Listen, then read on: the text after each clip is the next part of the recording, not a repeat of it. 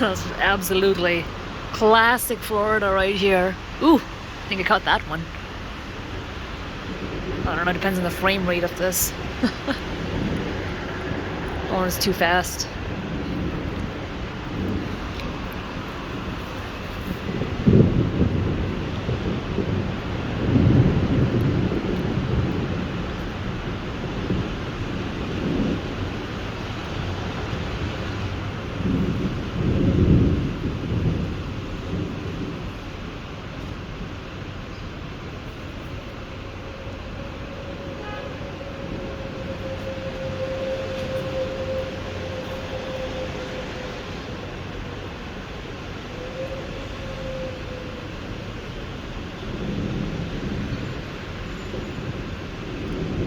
In the several years I've been here, I don't think I've ever seen a daytime thunderstorm that I can stand on this balcony and record.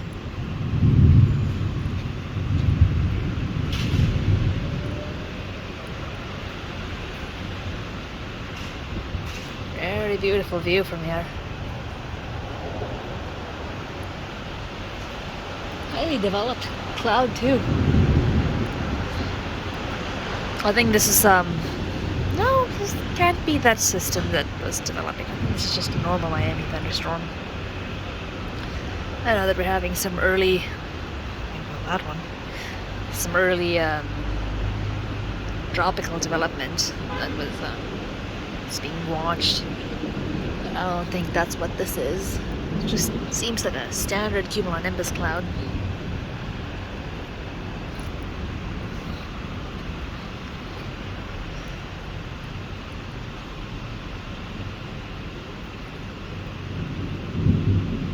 When it's tropical, the whole sky would be grey.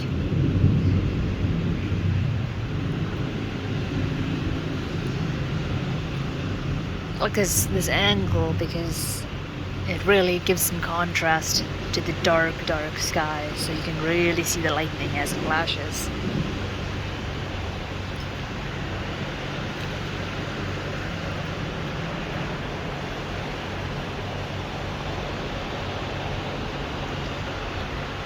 Really pretty.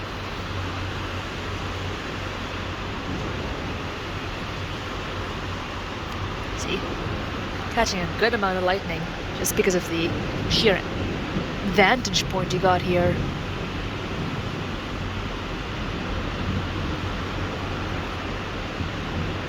Very solid thunderstorm.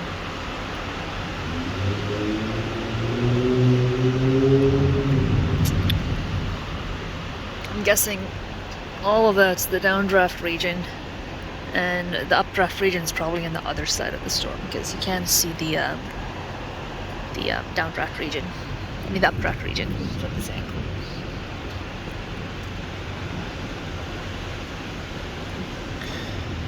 But I think it's moving away from us because that anvil would suggest storm directions that way. You can kind of see the wind over there too.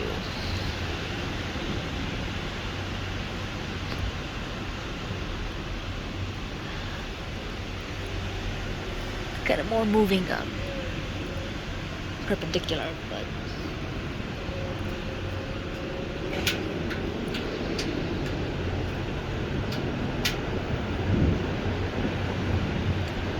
I think they call it Virga. And its rain evaporates before it hits the ground.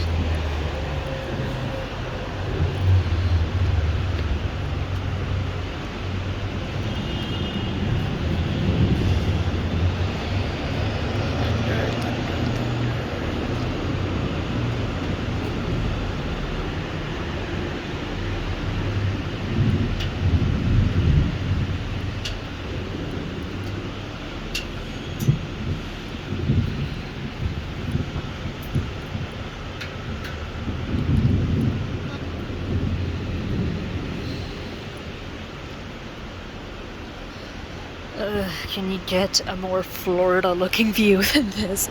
Palm trees. Clearly it's Miami with the horizon over there, the skyline over there. Palm trees everywhere. Blue sky, dark sky, blue sky. I don't think I have made a more Florida looking thunderstorm video.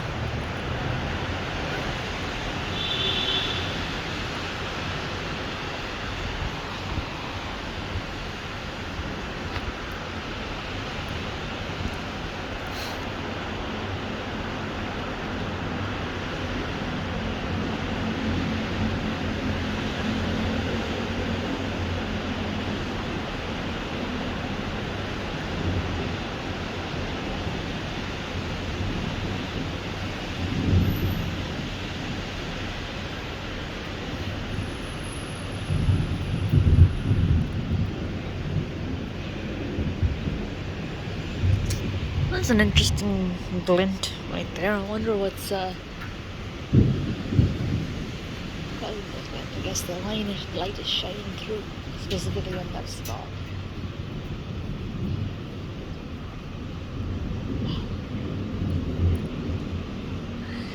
You know, I once hang glided as a kid, and you never really realize how big clouds are until you're literally inside of them. And ooh, when you're literally inside of them and you can physically touch them. They smell like lakes. They smell very much like lakes. Clouds do smell, and they smell like lakes. And that was a small cloud I was up next to. Can you make it to the big cumulus congestus cloud that I wanted to fly into? But oh my god. I'll be honest, they kind of spook me when I'm really up close when they're too big. I'll enjoy them from down here. I very much am interested in the other type of cloud.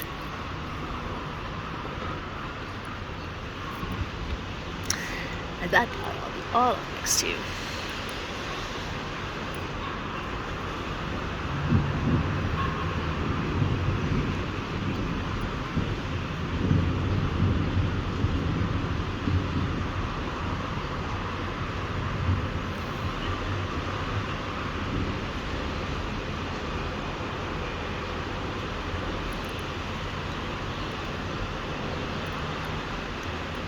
Really interesting to see where the pigeons are taking shelter and where they're not just straight up on the roof, not under anything.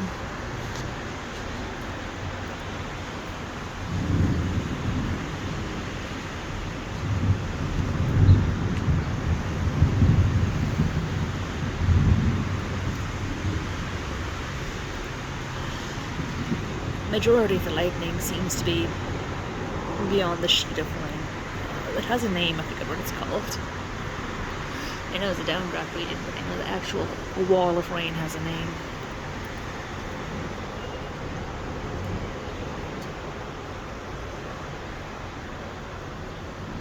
I find it fascinating how much different the architecture in Miami is from Orlando. Very, very distinctly not Orlando. Nothing like I've seen anywhere else in Florida. I mean, St. Augustine's its own thing, but you don't see this kind of architecture in Orlando or anywhere else, really. Florida has quite a diverse amount of architecture. Orlando, not as boring, to be honest. Doesn't have any interesting.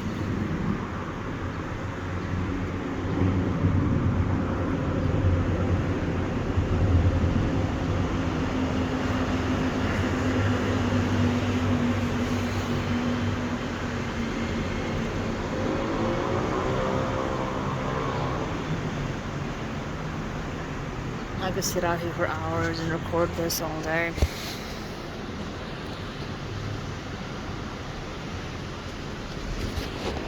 Oh. There's your updraft region.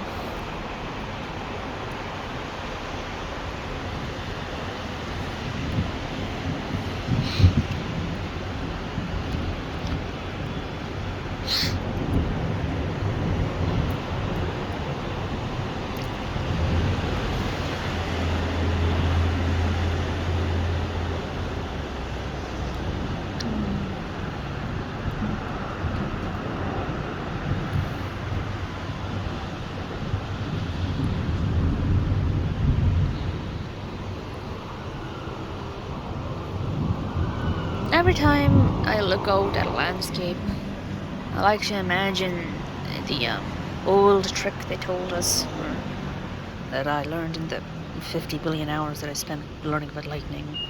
That if you want to know what lightning will strike, you gotta visualize a giant ball that's 60 feet in diameter and roll it across the landscape.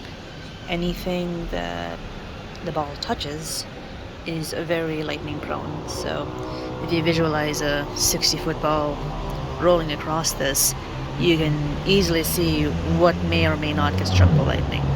So this big green area here with a bunch of trees and stuff where there's not as many buildings like there, a lot of this area is very lightning prone.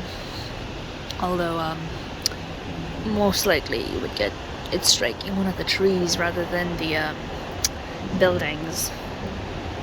But I'm not on the top floor, so